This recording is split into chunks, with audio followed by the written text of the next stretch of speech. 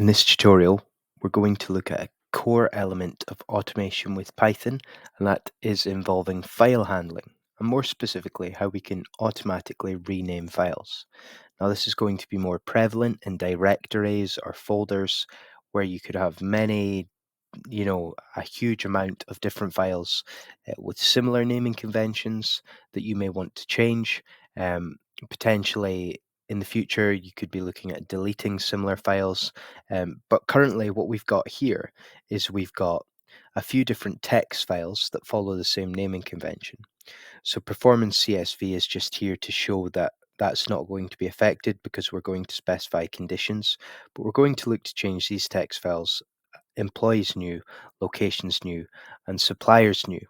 Now, we don't actually need to know much at this point about any of these files. We just need to be aware that we want to essentially do one thing here, and that will be to note the directory or the path to get to this folder. So what we will do is here where we have a different group of folders, if we hold down Shift and right click, this will give us copy as path. That's what you will require um, to point Python, the IDE that you use, to the directory or the local folder. So as long as you're aware of that, there's not much else that you need to know if you want to play along with this and follow along and learn. So with that being said, we can actually move on to the coding portion now. And we're going to look at a nice script, not too many lines. It's going to take us through a whole host of good techniques, especially in cementing the basics of Python, such as string formatting. We'll have F strings, dictionaries, conditional logic, lists, and sort of printing some output to terminal, as well as automating and obviously changing these text files that we have present here. So now that we're in our IDE, I've just chosen VS Code. You can use whatever you like. Essentially, the process will work the same. What the first thing that we need to do is import modules because we're going to be interacting with our operating system. For me, that'll be using Windows. Um, but this will broadly work the same. We don't actually need to pip install any dependencies because these are present OS and datetime within standard Python installation. So we can go from there. OS is just essentially going to allow us to interact with the operating system, and datetime is just a way to get our system date time because we're going to need to append that onto our new file naming structure. So that's going to be important. Now, the next step that we need to take is we're just going to, as I said before, define the directory. So I'll just say define local directory. And when I say directory, I'm just referring to a folder, but you'll commonly hear within Python or any real programming language, it referred to as a directory. So I'll say define local directory. We could also think of that as a local folder, and we'll say where the files are located. And now what we need to do here is, like I said before, when we held Shift, right click and copied the path to the folder, not any specific file, the actual folder itself, we're going to now assign that against this variable so that we can call on it later. So we'll say the directory is equal to, and I'll just paste my path, and we get that path from the C drive, and whatever that might be for yourself. Now, you'll likely run into issues if you just attempt to use this, so we can specify an R in front of it to designate it or specify it as a raw string, and that will help us get past any potential errors. Now, what we need to do here is we need to get the current date and time, because what we're going to do is append that to the file naming system, as we said, to later append to new file name structure there. And that should be date rather than data and time. So what we can do here is we can specify, well, what we actually need to do is if we want to get the time, I'm going to show you something slightly different here. What we need to do is specify two variables. You may not have seen it done like this, but this is a very valid way to get the date time, even though we're actually only going to be showing the date. So we'll say date time and then dot date time now here, and we will include another dot there now. So we've got one variable set up, and that's how we can actually source the current date time. So it'll be datetime.datetime.now. Slightly confusing syntax, but we're just accessing another sort of function within datetime there. And then we will say current date. We'll call another variable because we actually just want to extract the date portion. So we'll take our now variable, and within that, we want to specify this as a string format. So we'll say strf time here. There we go. And then we want to specify essentially the UK date format. That's what I'll choose. You could mix it up, but in order to do that, I need a percentage sign to format here. So I'll take the day and then do the same for the month, and we can denote that by an M. And then again, we can denote the year there. So we should get day, month, and year. Check that's correct. Looks good. We've got the quotation marks, day, month, and a capital Y to denote the year in the format that we want there. So what we can do now is we can go ahead and actually, we need to define a dictionary so that we can access the old and new file names. So what we can do here is we'll say define a dictionary of old and new file names. There we go. And we'll just call this replacement file names there. And we'll set that equal to the dictionary. And remember, if you are going to use a dictionary, you need to denote that with the curly braces. Of course, a slightly more involved version of a list if you want to think of it in layman's terms, in terms of sort of Python data types. So what we'll do, we'll specify the old naming convention, and that of course is first file that we have. They follow this, so it was employees, and then they follow this structure, new.txt, and within our dictionary we want to map it to the new file name, so we will use an F string to save us some time when we're formatting. And what we will do is we will say employees, and then we've got the underscore. And what we can do now to save us some time, one of the reasons we use the F string is just to call that current date variable that we have, because that will now fetch the current date. So it saves us repeating ourselves or typing out more code. And then I will just say .txt, and that will be our first sort of object here. So what we can do is just, we'll copy and paste this twice more, and we'll just amend it as appropriate. So Control V, and then we'll hit Control V again.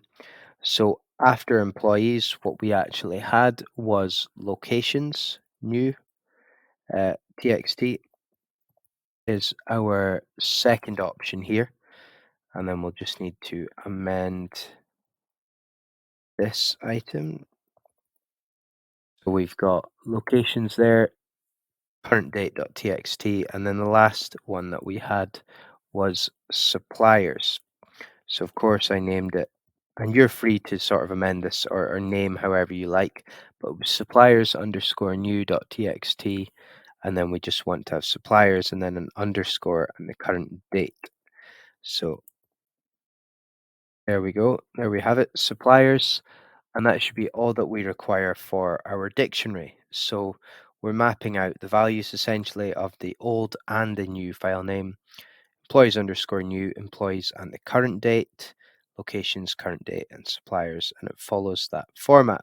We of course don't need the actual comma at the end here because we were just copy and pasting, and everything else looks pretty good there. So we will just navigate down here. So now we're actually going to come to the important part where we iteratively loop through the files in the directory and name them. So we'll say loop for iterative renaming. And what we're also going to do here, we're going to open up an empty list to keep track of the files that we've renamed, because we'll also, as well as we can observe that these have changed in our file structure, that might be difficult if we have a lot of files to manually go and do that. So we can actually print an output to the terminal as and when they're renamed. So we'll say we can use, and this will start to make sense once we um, get to typing out the code for our loop. We can use renamed files as an empty list to keep track of files that we've renamed. And then we will also say what we want to do with that essentially. So after we'll say loop is complete, then we join the file, rename strings together into a single string with line break. Yep. So that makes sense. Now let's actually go ahead and type out the loop. But before we do that, as promised, we will use renamed files, and we'll set that equal to an empty list to store in those names so that we can reference them after. And we'll say activate our for loop now, or we'll type out the code. So we'll say for file name, and then we can use OS, and we can use this function here, list directory or list dir, to get the files present within here, and we'll need to reference the directory variable here, because of course that is holding our actual directory that we want to point to. So that makes sense so far. We'll need a colon there for our indentation, and we'll use a bit of conditional logic now. So we'll say if file name in replacement file names. And of course, this is mapping out everything. So it's making sense. Our next conditional logic step is saying that if it's within this replacement file names, and we can use keys, which is a method for working with dictionaries to essentially get those mapped values. And we will say old name variable, because we're also going to print out um, the name changes. So we'll say old name is equal to OS, and we can use the path method here, and we'll say dot join directory, and then we will use file name, and we will do the same thing for the new name. We'll say again os dot path dot join. Again, we reference our directory. This time, for the new name, we want to reference the file name from the replacement file names. So we'll take replacement file names. Within there, we'll open up the square brackets, and we will put file name, because we want to reference all of them, not an individual one. So we want to use our for loop to do that, to iteratively work through. So that should be fine. And then what we want to do is say we want to use the rename function with an OS again. So OS really powerful for working through operating system related tasks, obviously. So os.rename standard brackets, and we will say old name, and we want to replace that with the new name. And what we can do lastly is we can say, we'll call this, well, we need to use renamed files. And then what we want to do is say dot append because we want to use this to formulate our print statement at the end just to show that this has worked successfully. So we'll use our F strings again. You can use single or you know, double quotations here, whatever you like. And we better to follow one convention. I've followed a couple here, I think, but it's not too much of a big issue. And we'll say if file, so the file name, and we also want to, we can include whatever we like within our quotation marks for sort of string values. And then I will just say, I'll explain this as we go on. Replacement file names. And then within here, again, we want to have our file name to work through this iteratively. So what this is going to do is just put together a piece of text essentially that will let us know that the old file name, the existing one that we had, the old name, has been changed to um, essentially the replacement file name, so the new file name. And when that's been performed in the for loop and the actual action has taken place in our directory, we will then print something. So within here, we'll just move out of our indentation. Obviously, Python works off indentation heavily. So what we will do is we will just say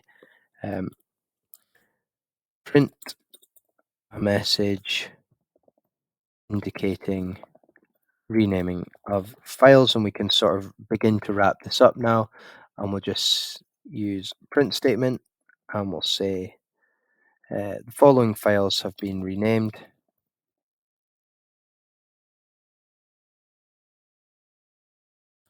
There we go. And we'll have one more print statement. That looks good. And we will just say here, we'll print, and we can use what's called an escape character just to get a new line. So this slash here, and then N denotes a new line. And then we'll use join. And then what we'll do lastly is we'll just append on the renamed files so that we essentially get a list, so that each renamed file has its own line essentially. So that's the end of our script. So let's just go, before we execute this, go and run through. We imported the modules again just for interacting with the operating systems. OS and datetime are fine. We pressed Shift, right click, copy as path to point this, obviously very importantly, to the right directory or folder. We used R to have a raw string there. Got the current date and time. So the now variable, we get that from the datetime package here, and then we get the current date by just executing the date in string format and specifying that format that we require. To find a dictionary with the old names and the new name that we wish, of course, we're using the current date. It could just be a string value that you want to specify. It could be underscore new underscore, today or whatever. But we've actually went one step further and specified the current date. Then we establish a loop with an empty list to record those renamed files for printing to the terminal. And we just work through that, replace it, make note of the names, and then we're going to essentially at the end here collect um, this line of text to print out to say the following files has been renamed, and each line with that escape character, we get those renamed files to our terminal. So let's actually test this out and run the program. And there we go. We get the following files have been renamed. We get a nice output. So employees new was named to employees and the current date. Same with locations and same with suppliers. So that looks good from the terminal side. Let's just go ahead and validate. And in here you can see we have the change taking place as well. So we now get employees where before it read new, and we get locations and suppliers, and that prints out exactly as we would have expected here within our IDE as it's stated. So really nice little script, and file handling is one thing that you will likely, no matter whether you work in data, software development, or maybe even just on a business side and you're looking to improve your processes, or maybe even just at home, it's actually going to be very helpful to the work that you do. So it's something you should get to grips with. And from here, you can look into sort of starting to use mapping to delete duplicate files, to write text files, maybe based on Excel spreadsheets. I've written SQL queries based on iterating through columns in Excel spreadsheets. So it's really worth going in and looking at how you can power up the way you work with Python, and more specifically, automation and file handling. So if you did enjoy this, feel free to like, comment, subscribe, and share. Thank you.